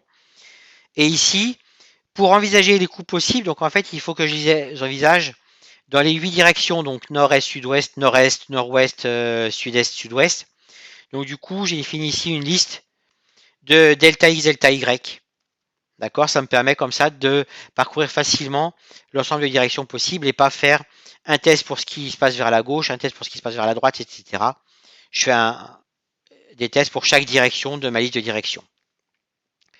Mon plateau, eh bien, j'initialise ici en disant que ça va être une liste de listes remplie de cases vides. Et puis, donc, la situation initiale, c'est 2 pièces noires et 2 pièces blanches au centre en diagonale. Donc ça, c'est ce que je prévois. Et je vous l'ai dit, je voulais que mon constructeur ici puisse permettre de copier un plateau existant. Donc, je peux passer un paramètre ici source, qui s'il n'est pas anon, ici, va me permettre de faire une copie de mon plateau de jeu. D'accord? Voilà. Bon, j'ai des méthodes getCase, getPièce, une méthode str pour l'affichage. Ça, c'est mon plateau. Et puis ensuite, j'ai mon jeu Othello. Alors, le jeu en lui-même, c'est quoi? C'est un plateau et c'est joueur courant. Et à nouveau, j'ai la possibilité de copier un jeu qui existerait. Et copier un jeu qui existerait, c'est quoi? C'est copier son plateau et dire que c'est le même joueur. Bon, j'ai une méthode changer joueur. J'ai une méthode case valide qui me dit si c'est valable de jouer sur la case XY. Donc, pour que ce soit valable, je suppose que X, Y sont des données, des coordonnées valables. D'accord? Il faut que la case ne soit pas occupée. Et puis, il faut qu'il y ait au moins une direction dans laquelle ce soit valide de jouer. En effet, j'ai pas le droit au Othello de jouer sur une case qui me générerait aucun retournement. Donc ici, c'est le cas de la méthode case valide direction. C'est une méthode qui me dit si dans la direction dir ici, en jouant en X et Y, je vais effectivement retourner au moins un pion. La méthode case valide direction qui est là, eh bien, elle va considérer que pour que dans la direction donnée, je puisse jouer, il faut que déjà les coordonnées soient correctes et que la première case dans la direction soit occupée par une pièce adverse. D'accord? Pour que je puisse retourner par exemple, donc vers l'est, il faut que le premier pion qui est là, il soit de la couleur de mon adversaire. Ça, c'est une condition de départ. Et si c'est le cas après, eh bien, je vais itérer jusqu'à temps que soit je déborde du plateau, à ce moment-là, c'est que je peux pas jouer, c'est que là, j'aurais pas retourné de pièce, soit je tombe sur une pièce adverse, et là, du coup, ça veut dire que ces directions, c'est bien une direction qui va produire un retournement. D'accord? Et donc, pour qu'une case soit valide, il faut que j'ai au moins une direction qui me permette de produire un retournement. Voilà, donc ça, c'est la méthode case valide direction. Et puis, la méthode jouer coup, elle, est bien, tout simplement, pour chaque direction, si c'est une direction valide, elle va retourner. Mais là, j'ai une méthode retourner. Donc, c'est pareil, je suppose que je ne l'appelle que dans des cas où le retournement est valide. Et donc, je vais retourner les pièces jusqu'à tomber sur une pièce adverse. Alors, je vous détaille pas trop les méthodes, vous pourrez les regarder si vous voulez. Bon, par contre, j'ai pas pris le temps de mettre des commentaires dans mon code. Voilà. Donc, jouer coup, ça modifie vraiment le plateau courant. C'est pour ça que j'ai la méthode tenter coup ici, qui commence par copier la situation initiale. Donc, j'appelle le constructeur en lui plaçant le jeu actuel. Donc, ça me fait bien ici une copie de mon jeu courant. Et j'appelle jouer coup sur cette copie. Et je retourne, du coup, la copie modifiée. C'est pour ça que tenter coup, ici, il ne modifie pas le jeu qui lui est passé. Je méthode liste coup ici, qui tout simplement me parcourt chacune des cases de mon plateau et regarde si c'est une case valide. Voilà. Et puis là, j'ai la méthode qui me permet d'afficher l'état du jeu. Donc c'est l'état du plateau plus le joueur courant. Voilà, donc ça c'est la classe Othello. Alors après, donc si vous voulez utiliser ici le principe d'un algorithme min-max pour faire jouer, enfin pour faire un projet par exemple avec vos élèves, vous pouvez soit leur donner un min-max fait et puis eux ils doivent implanter le jeu, soit leur donner le jeu et ils doivent implanter le min-max, soit leur faire les deux. C'est à vous de voir aussi. Et puis il y a possibilité de prendre éventuellement un jeu peut-être un peu plus simple que Othello, par exemple, ne serait-ce que pour leur faire tester le min-max sur un jeu simple. Donc là, ils implantent leur min-max et puis après, dans un deuxième temps, une fois qu'ils savent que leur min-max marche sur un jeu simple, eh bien, ils essayent de, cette fois-ci, définir ce qu'il faut pour jouer à Othello, pour faire jouer à Othello. Donc ça, c'est Othello. Après, heuristique. Donc là, j'ai un fichier heuristique dans lequel j'ai défini ici. Donc l'heuristique simple ici, heuristique 1, qui tout simplement donc rajoute 1 pour chaque case qui a la couleur du joueur et enlève 1 pour chaque case qui a la couleur du joueur adverse. D'accord? Donc mes fonctions heuristiques, elles prennent en paramètre ici le jeu et le joueur. Et là, heuristique 2, c'est juste que si la pièce c'est un coin, eh bien je vais considérer qu'elle vaut 5 si c'est pour moi et qu'elle vaut moins 5 si c'est pour mon adversaire. Donc c'est pareil, si je peux empêcher mon adversaire de jouer dans un coin, je vais le faire. D'accord? Alors après, je vous ai proposé deux implantations de min-max. Une ici qui est non-objet et une ici qui est objet. Non, l'égalité de récompense, elle n'est pas gérée la définition de l'heuristique, c'est dans le min-max. Dans le min-max, on peut très bien, quand il y a égalité de récompense, soit dire je garde celle que j'avais, soit dire je prends la nouvelle, soit faire un tirage aléatoire entre deux situations qui mèneraient à une même récompense. Ça permet aussi d'avoir un jeu qui est un petit peu plus varié. D'accord? Et au cas où derrière on aurait un joueur qui essaye d'apprendre à jouer contre nous, eh bien il aurait un petit peu plus de difficultés, puisque dans une situation équivalente, on ne choisirait pas toujours le même coup. Alors, donc si je vous prends l'algorithme min-max ici défini de manière non-objet, voilà ce que ça donne. Alors juste ici, bon, j'ai rajouté ce qu'il fallait là pour compter le nombre de situations examinées. Ça, vous pourrez supprimer si vous voulez, hein, c'est juste appelé ici. Et puis, sinon, je reprends un petit peu l'algorithme que je vous ai présenté dans les transparents. Mais pour savoir si c'est le tour du joueur courant, j'ai rajouté ici une fonction pour rendre les choses un petit peu plus claires. Et là, je me suis permis cette fois-ci de mettre un petit peu de commentaires. Donc, on retrouve le fait que là, si j'ai dépassé la profondeur, eh bien, j'évalue l'heuristique sur la situation actuelle. Et puis sinon, donc le début ici, c'est exactement la même chose que ce que j'ai mis dans le cours, mais en fait, je suis passé par des fonctions intermédiaires ici pour que ma fonction min-max soit un peu plus courte. Donc, dans le cas où il y a plus de possibilités, je passe par une fonction évaluer passer son tour, qui est juste après là. Dans le cas où où il y a une possibilité que c'est mon tour, je fais retenir meilleur coup. Et dans le cas où il y a une possibilité que c'est le tour de l'adversaire, je fais retenir pire coup. Et puis donc ensuite, évaluer passer son tour, ça consiste à copier la situation actuelle, changer le joueur et rappeler min-max sur la nouvelle situation en disant qu'on a augmenté la profondeur. Retenir le meilleur coup, c'est juste encapsulé dans une fonction, ce que j'avais mis dans les transparents. Donc j'initialise meilleure récompense et enchaînement retenu à non.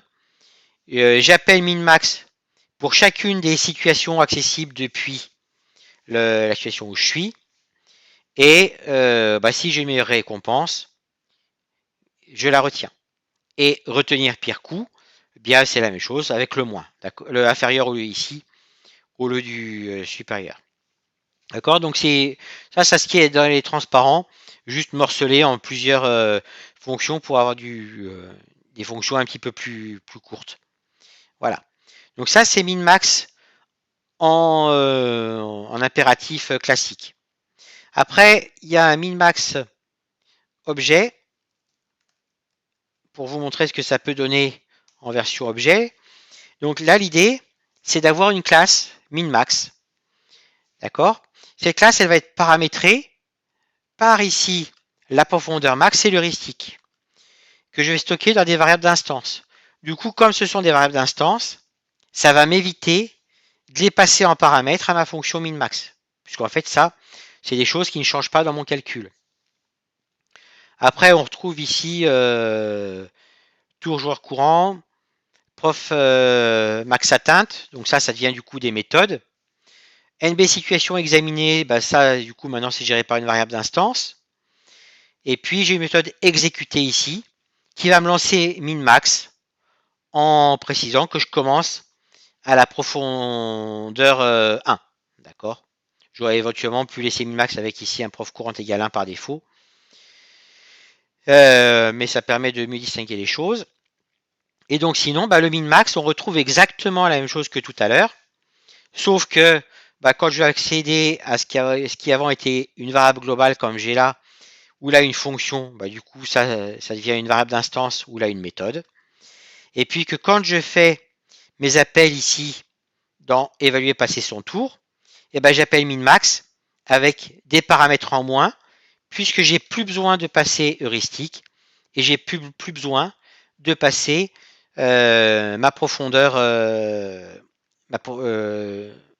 pardon, j'ai plus besoin de passer le joueur courant et la profondeur max. D'accord? Voilà, donc ça fait un petit peu moins de paramètres à passer et c'est un petit peu plus lisible. Alors après, je vous ai mis aussi du coup un début de partie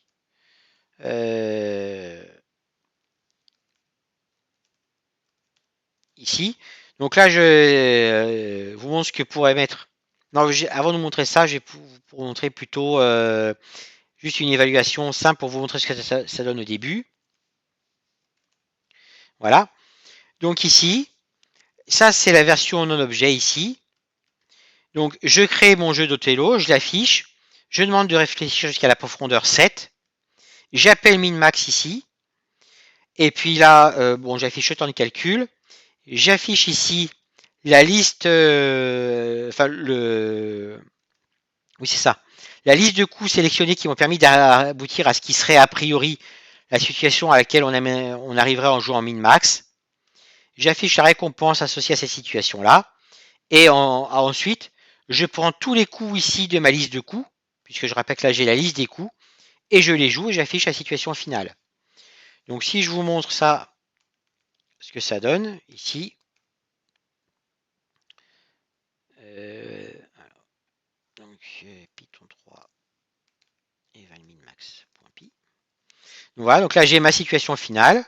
Là il est en train de faire son calcul de minmax à la profondeur 7. Donc, ça va prendre une quinzaine de secondes, hein, peut-être un peu plus là, comme en plus j'ai de la visio.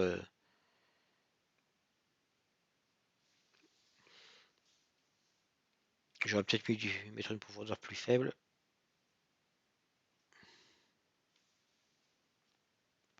Ça, j'ai juste regardé. Ouais, j'ai quand même une charge de 5. Donc ça va être.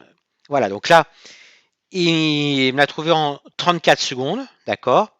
Il a examiné 65 000 positions. Et a priori, la liste de coûts qui menait à la situation qui pour lui était celle à retenir, c'est ça. Donc je dois commencer à jouer en 2-4 ici. Donc j'avais joué là. Puis mon adversaire joue en 2-3. Puis ensuite je joue en 2-2, etc. etc. D'accord. Et donc là, j'obtiens la nouvelle situation utilisée. Ah, oui, je peux. Voilà. Et du coup, je vais vous le faire à une profondeur 5 pour le relancer. Voilà, donc là j'ai fait à la profondeur 5. On voit que c'est beaucoup plus rapide. D'accord. Mais ça mène pas au même enchaînement parce que forcément en allant à 7 demi-coups, il a pu être un petit peu plus prédictif. D'accord. Voilà, donc ça c'est eval min max. Et puis donc après, pardon, il s'appelle comment lui s'appelle début partie. Et là, je vous montre un exemple avec une profondeur 4 ici. Donc ici, tout simplement, je fais jouer 20 coups. Donc à chaque coup, je calcule ici. Alors, je vais temporairement couper tout le reste ici.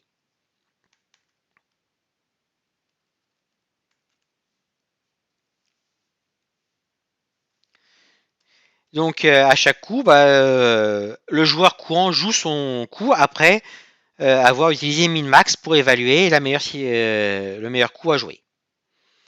Donc si je fais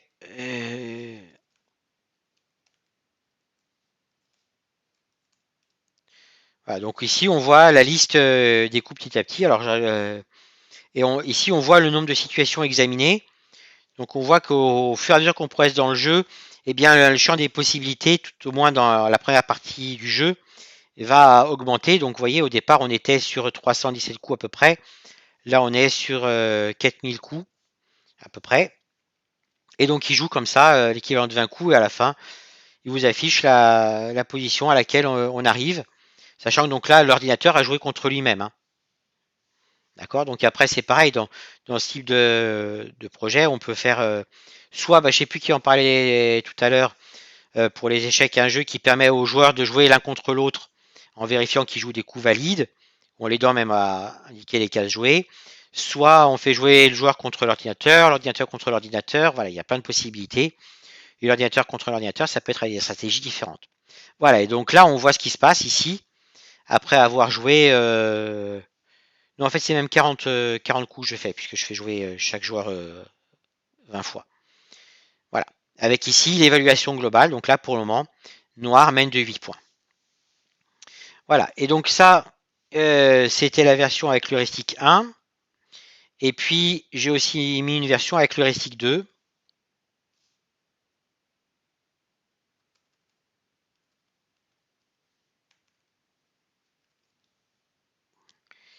Ici. Donc, ouais, c'est ça. Ici, tous les joueurs jouent avec l'heuristique 2. On va pas le regarder jusqu'au bout, mais on va voir que potentiellement, ça va amener un résultat final qui sera différent. Sachant que par contre, après, la valeur de la position que j'affiche à la fin, c'est bien en différentiel de pièces. Donc là, je réutilise heuristique 1. D'accord.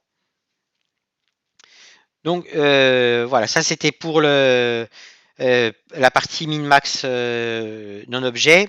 Je vous ai mis exactement les mêmes programmes avec la version objet ici.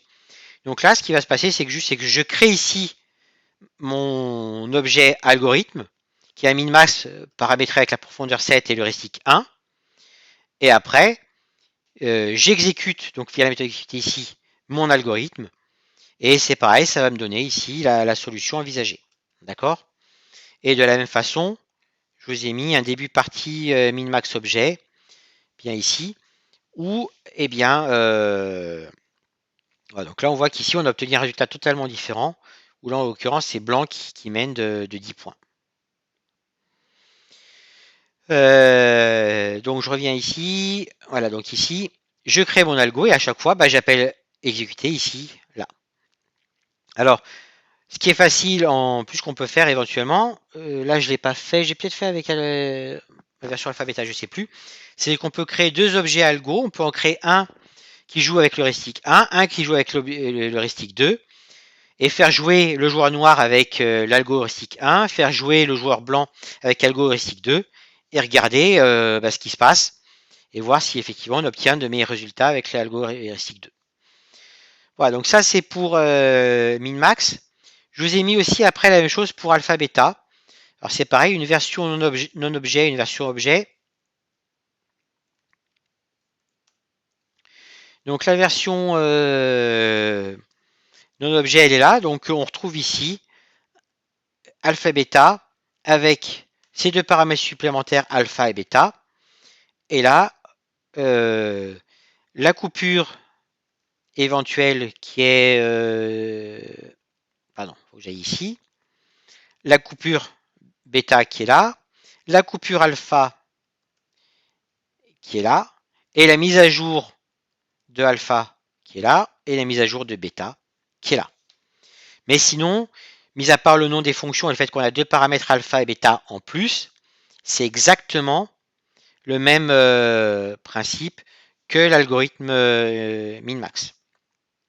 Et puis, donc le alpha bêta objet, eh bien, ça va être fonctionner un peu de la même façon. Ici, j'ai donc profondeur max et heuristique qui sont maintenant des variables d'instance de ma classe alpha bêta. Du coup, ma méthode alpha bêta ici, elle prend plus ces paramètres. D'accord? Et puis ici, pour l'exécution, j'initialise alpha avec moins l'infini et bêta avec plus l'infini dans la méthode exécutée. Et après, du coup, bah là, je peux faire mon alpha bêta qui est implanté exactement comme le alpha bêta non objet. Et donc, après, si on regarde ce que donne le eval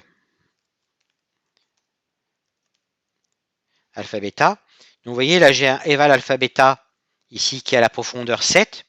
Souvenez-vous, tout à l'heure, il m'a mis 37 secondes, je crois, quand j'ai lancé le eval min-max à la profondeur 7. Et là, si je lance le eval alpha bêta à la profondeur 7, et ben voilà, j'ai mon résultat ici. Alors, voilà, je l'ai eu en 1 seconde 47. D'accord? Et là, on pourrait revérifier, hein, mais j'ai exactement le même résultat que si j'avais utilisé min-max. D'accord? Ça n'a rien changé. Mais ben, voilà, j'ai un rapport peut-être 12 dans le calcul. Et puis, bah, plus je vais aller loin dans les profondeurs, plus je vais avoir finalement un rapport important, hein, puisqu'on a vu, c'est pas. Il y a vraiment une différence de coefficient, enfin d'exposants dans le nombre de coups à examiner. Voilà, et de la même façon,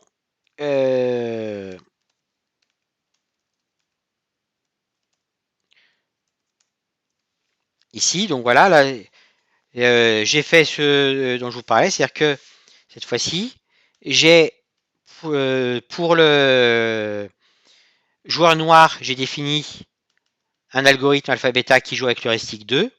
Pour le joueur blanc, un alpha-bêta qui joue avec l'heuristique 1. Et là, je vais faire une partie complète. D'accord? Tant qu'il reste des coups, je fais jouer. Si c'est au joueur noir, je joue avec l'algo noir. Si c'est au joueur blanc, je joue avec l'algo blanc. Là, j'ai fixé des profondeurs à 6 pour les deux joueurs. Alors, au cas où, là, je vais mettre 4 comme j'ai la visio qui bouffe pas mal de CPU. Donc, si là, je fais jouer, voilà, donc là, on a la liste des coups pour chaque joueur qui sont exécutés. Donc, il va faire comme ça 60 coups. Et puis, on va regarder à la fin la situation à laquelle il arrive. Ah, voilà, donc là, typiquement, on arrive dans une situation où plus aucun joueur ne jouait. Et je vous l'ai dit, je ne gère pas les situations de blocage. Donc, et ben, ça bloque. Enfin, ça boucle indéfiniment. Alors, peut-être qu'à la profondeur 5, j'aurai pas cette situation. Ça va être un peu plus long, mais...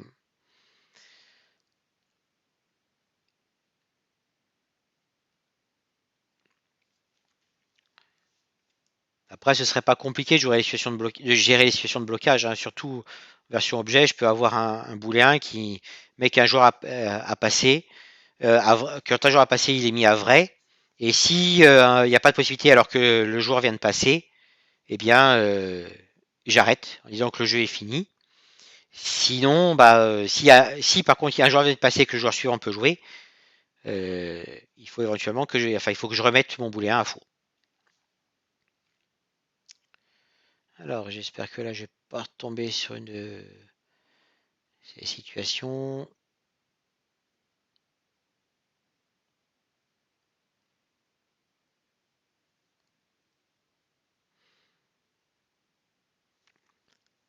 Alors, normalement, voilà. Là, on s'approche de la fin de la partie. On voit que ça va à nouveau plus vite, hein, forcément. Il y a de moins en moins de cases possibles. Et voilà. Et donc là, on a la situation finale. Et donc, On voit qu'ici, il y a un 2 de différence. On voit que le joueur noir a gagné de 2 points. Alors, ceci dit, on remarque bien que là, le joueur noir a pris les angles, hein. Donc, ça a eu une influence de lui faire jouer les angles. Alors, peut-être que pour améliorer les choses, comme je disais, j'aurais pu dire que, eh bien, si on est vers la fin de la partie, peut-être que ce serait bien de moins faire compter les angles, peut-être les faire recompter que comme des cases normales. Et puis, bah, si j'étais allé plus loin dans la profondeur, j'aurais aussi eu certainement un différentiel plus important entre les deux joueurs. Voilà, donc je vais relancer à tout hasard profondeur 6. Et puis, bah, moi, j'ai à peu près fini ce dont je voulais vous parler. Donc après, bah, vous n'hésitez pas si vous avez des questions. Alors, la partie est forcément unique. Oui, sauf si, bah, comme je disais, en cas d'égalité de récompense, je mets un tirage aléatoire. Ou si même quelquefois, à un petit delta près, je peux laisser un tirage aléatoire. C'est ce qui va arriver souvent, d'ailleurs dans les programmes, on va rajouter un petit peu d'aléatoire quand même pour pas avoir toujours la même chose. Oui, on peut tout à fait faire jouer le joueur noir avec min-max et le joueur blanc avec alpha-beta. Alors, comme alpha-beta donne exactement les mêmes résultats que min-max, il n'y aura pas de différence. C'est juste que bah, le joueur noir, il mettra beaucoup plus de temps puisqu'il joue avec min-max et pas avec alpha-beta. D'accord? Donc, si j'ai réussissais à mettre une contrainte en temps sur ma durée de réflexion, du coup, le joueur noir deviendrait bien moins fort. D'accord? Mais une fois de plus, hein, min-max et alpha-beta, ça donne les mêmes résultats. Enfin, modulo comment gérer les cas d'égalité, effectivement, voilà.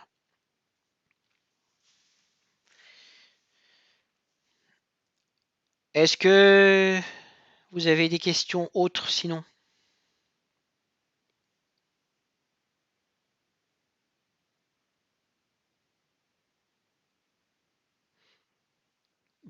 Oui, oui, bien sûr. Au contraire, c'est même.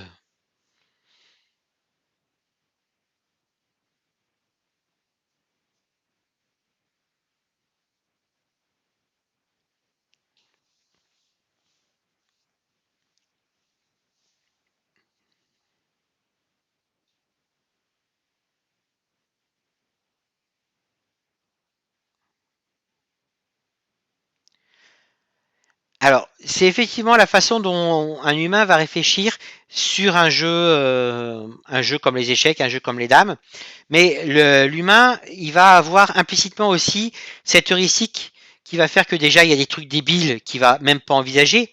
L'humain, il va pas envisager aux échecs d'aller mettre la dame juste à côté du roi adverse. Alors ça fait un échec, mais juste après le roi prend la dame, par exemple. Donc ça, nous, on est là que ça spontanément. Ensuite, aux échecs, par exemple, on a tout l'art des combinaisons qui permet de dire, tiens, je sais que avoir une colonne ouverte, c'est super pratique si je peux derrière faire un truc genre un mat de couloir. Donc, je vais être guidé par ça. Donc, en fait, on a le récit en plus qui vient chez l'humain. Et sur le jeu de Go, typiquement, c'est ça. On a aussi une fonction, une vision globale du plateau qui permet d'envisager que, tiens, voilà, je sais que telle situation de pierre dans un coin, bah, c'est assez fort, que telle situation c'est imprenable. Et là où, bah, si on veut le faire implanter un ordinateur, il faudrait que il vérifie ça à chaque fois, par exemple, et ça va lui demander du calcul. Un humain, au jeu de Go, c'est pareil. Il sait que dans tel coin, il y a une situation stabilisée. Il va pas forcément, dans sa réflexion pour le coup, les coups suivants, aller envisager ce qui se passe dans le coin en question. D'accord? Ensuite, ce qui fait aussi que aux échecs, des joueurs humains au départ battaient les ordinateurs, c'est que les joueurs humains connaissaient très bien à peu près tous les débuts classiques, hein, toutes les ouvertures aux échecs. Et donc là où au début, les ordinateurs, en faisant du min-max ou du alpha-beta, ils devaient déjà passer beaucoup de temps pour réfléchir sur les 8 coups, les 8 premiers coups d'une partie d'échecs, l'humain il jouait sans réfléchir. Et quand une partie de championnat ça se joue avec un temps limité par joueur, bah forcément ça pénalisait beaucoup les ordinateurs. C'est pour ça qu'une des premières optimisations qui a été faite, ça a été d'introduire des bibliothèques d'ouverture dans les jeux qui jouent aux échecs. Comme ça, au début, ils font comme l'humain, ils réfléchissent pas. Ils enchaînent des coups qui sont prévus dans des bibliothèques. Et pour les fins de partie, c'est pareil, les fins de partie, c'est quelque chose souvent qui explose très vite.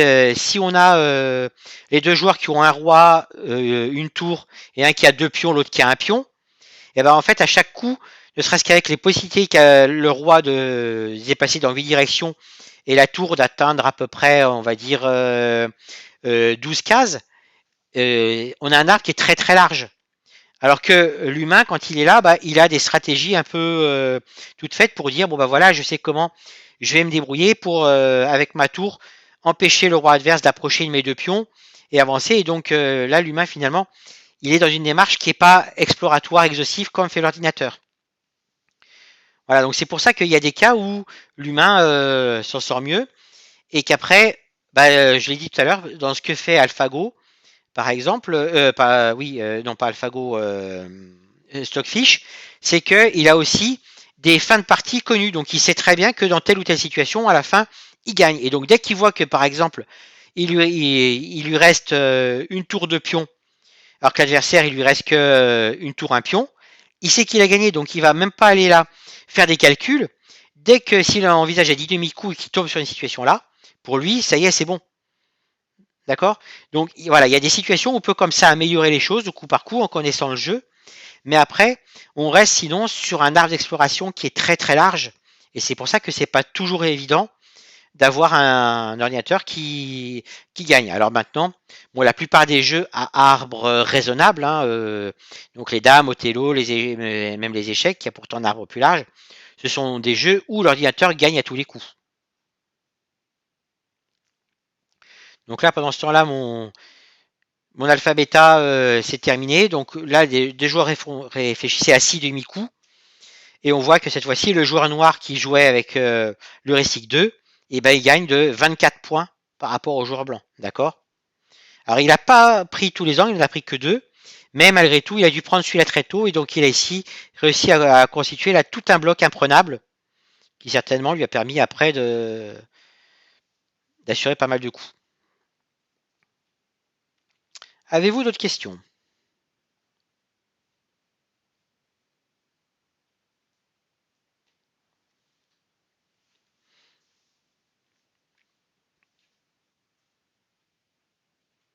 Oui.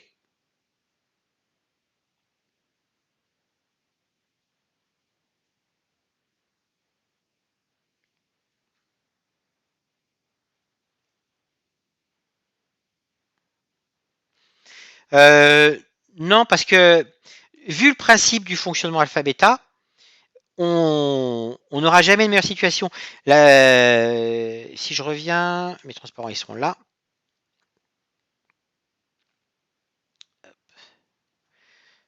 Voilà, ici, je sais de toute façon là, même si sur mon, pardon, je ne monte pas sur le bon truc ici, même si ici sur mon nœud rouge, je descendais à 20 demi-coups plus loin, de toute façon, la valeur qui remonterait, même si c'est 300 000 parce que j'ai un super coup intéressant là, comme je sais qu'à ce niveau-là, c'est mon adversaire qui va jouer, et jamais il prendra ça. Il prendra ces situations-là où je ne peux pas faire mieux que 2. D'accord. Donc ce sont vraiment des coupes non destructives qui ne changent pas ce que je ferai avec un min-max.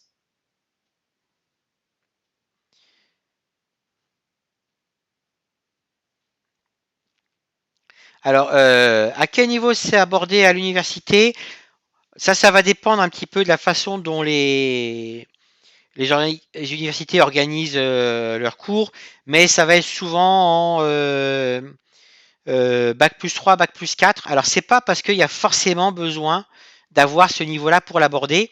C'est ce que je disais, je pense que, alors, bon, alpha bêta est à mon avis un petit peu compliqué.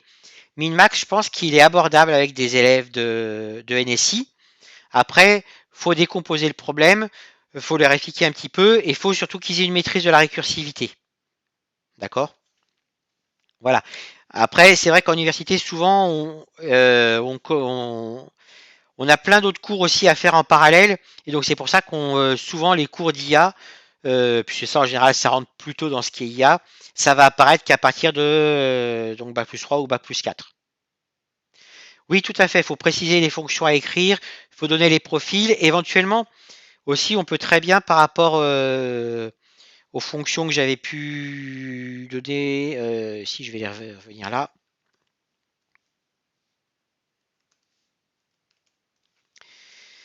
Ici, par exemple, on peut donner, pourquoi pas ici, min-max, en laissant ici écrire juste parce que c'est que retenir meilleur coup, retenir pire coup et évaluer passer son tour, par exemple. Pouvoir donner le squelette de min-max et à eux d'écrire ces trois fonctions-là. Ou alors, comme je disais, on peut aussi leur donner un min-max et puis par contre leur faire écrire le jeu, donc Othello, par exemple, hein, mais ça peut être un autre jeu. Et au moins, ils auront assez facilement écrit un jeu avec un ordinateur qui peut jouer derrière. Puisque en fait, on voit bien l'algorithme min-max, il est très générique. Bon, là, je l'ai appelé Othello, j'aurais dû l'appeler jeu, mais finalement, ce qui compte, voilà, c'est le fait d'avoir cette classe qui propose un constructeur de copie, une méthode tenter coup, une méthode liste coup pour obtenir la liste des coups, et puis qu'on puisse lui appliquer une heuristique. Alors tout à fait, l'algorithme à la main, moi ce que je vous suggère, c'est de repartir de ce que j'ai fait, c'est vous partez du tic-tac-toe et vous partez même de la fin. Parce que au début, hein, je pense que c'est plus simple de partir de cette situation-là et d'expliquer que voilà, pourquoi on va prendre ce coup-là, et puis après montrer sur 2-3 coups en partant de la fin, et ensuite revenir au début, et là montrer que le tableau il finit par plus être assez grand, et qu'on aimerait pouvoir se dire en cours de route, ah bah tiens, cette situation-là, finalement elle devient dangereuse, et qu'est-ce qui me permet de dire qu'elle devient dangereuse?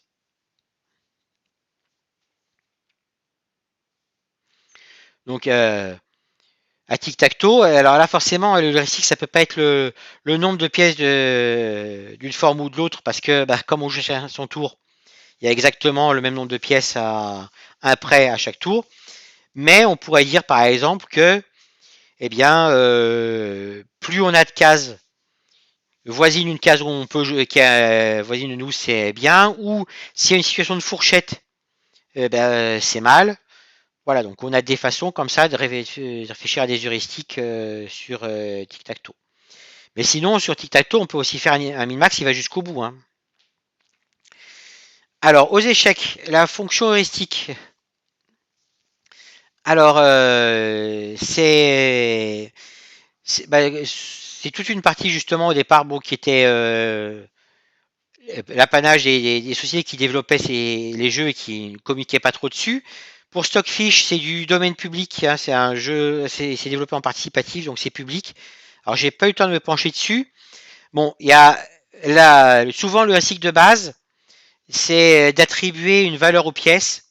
Donc par exemple, souvent on va dire la dame c'est 10, la tour c'est 5, le fou et le cavalier c'est 3 et le pion c'est 1.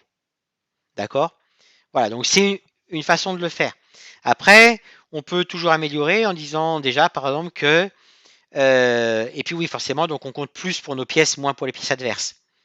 Ça permet déjà d'éviter de se faire manger des pièces bêtement. Après, on peut aussi repérer des situations intéressantes. Donc, par exemple, on pourrait dire que mais avoir son roi en échec, c'est mal. Mettre le roi en échec, par contre, à l'adversaire, c'est bien. Mais attention à ce moment-là, pas tomber dans une situation d'échec un peu négative. On peut aussi être un peu plus prédictif en disant tiens, si je menace deux pièces avec une même pièce, c'est pas mal.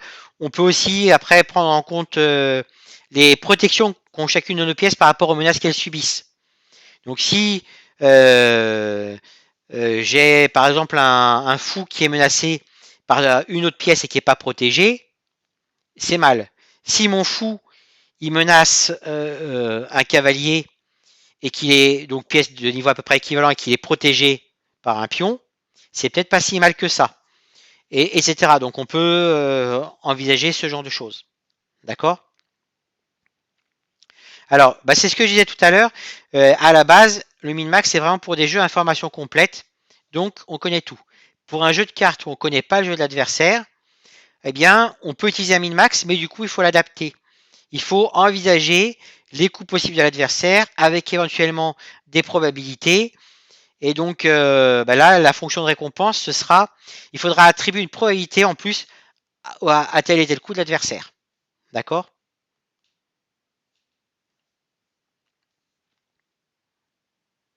Oui, sur puissance 4, c'est tout à fait utilisable aussi. Alors c'est pareil, sur puissance 4, comme à tic-tac-toe, on ne va pas pouvoir utiliser comme heuristique le nombre de pièces à notre couleur et le nombre de pièces à la couleur de l'adversaire. Par contre, on peut s'intéresser à, tiens, est-ce que j'ai au moins 2 pièces alignées? Et encore mieux, est-ce que j'aurais pas 2 pièces alignées avec les 2 extrémités qui sont libres? D'accord? Et 3 pièces alignées avec les 3 extrémités qui sont libres, bah là, c'est jackpot. Avec les 2 extrémités, je veux dire, qui sont libres, c'est jackpot. Et c'est pareil, à puissance 4, il y a aussi un peu l'équivalent de la fourchette. C'est-à-dire quand j'ai par exemple 2 cases de suivre dans une même colonne qui me permettent de gagner. C'est-à-dire que soit mon adversaire me laisse jouer là et je gagne, soit il joue là pour m'empêcher de gagner et du coup je gagne en rejouant là. D'accord? C'est des façons comme ça d'anticiper un petit peu sur la victoire et du coup d'éviter de descendre profondément.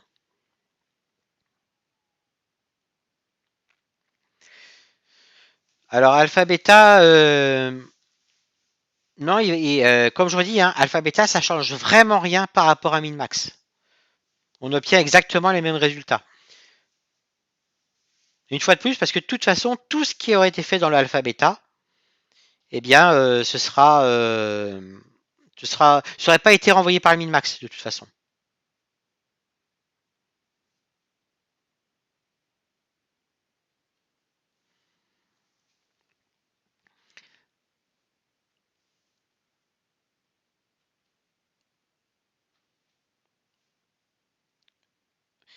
Bah, l'adversaire, s'il n'est pas humain, non, parce que de toute façon, les coups qu'on va déterminer, ce seront les mêmes.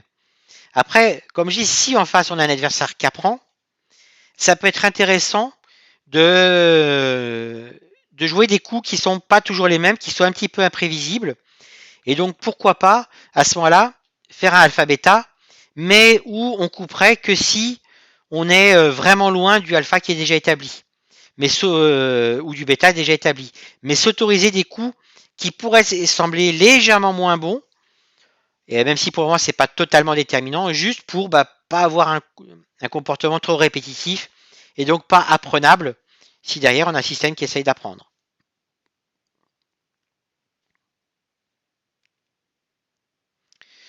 Sachant que évidemment, hein, le problème c'est que il y a toujours avec ces algorithmes-là le fait que si ça se trouve, le moment où on s'arrête, c'est juste dans la réflexion, c'est juste avant le coup déterminant qui aurait fait que le coup d'après qu'on a choisi finalement, ça nous aurait mené à la défaite, ou ce qu'on a éliminé, ça nous aurait mené à la victoire. Oui, tout à fait, c'est ce que je disais. Après, on peut faire jouer effectivement des programmes avec des heuristiques différentes. Donc c'est ce que j'avais mis là dans. Non, je l'ai fait ici sur alpha bêta objet ici, mais plutôt que de le faire sur alpha bêta, je peux le faire avec min max, d'accord. Et ici, on peut effectivement faire même un tournoi. On fait jouer chaque programme contre chaque autre avec un aller-retour pour que chacun commence une fois et puis joue en deuxième une autre fois. Et avoir comme ça un système de points où on compte tout ça. Et puis pourquoi pas derrière illustrer en temps réel les progrès enfin les notes de chacun des algorithmes. Voilà. Avec donc soit un principe de tournoi, soit un principe d'élimination au fur et à mesure. On peut s'amuser à faire plein de choses là-dessus, hein.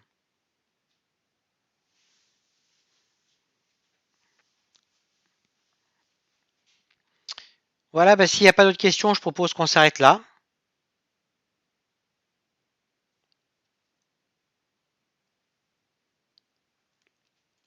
Je vais arrêter mon enregistrement du